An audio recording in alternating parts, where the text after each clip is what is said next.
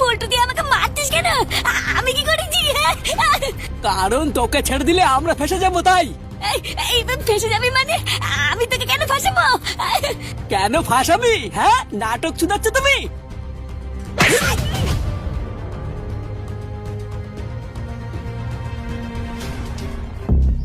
পল্টুদা, কি হচ্ছে ব্যাপারটা আমাকে একটু খুলে বলো তো।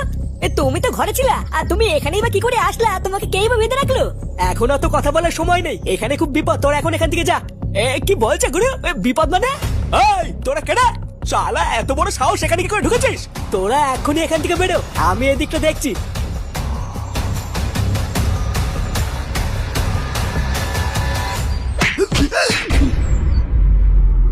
দাদা, মালটাকে নিয়ে পুরো ভাগাড়ে ফেলে দিয়ে আসবি।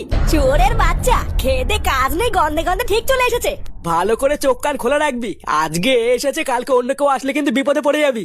আরে হ্যাঁ, ভোদা আমার শকুনের চোখ, এবার থেকে একটা মাছিও আসতে পারবে না।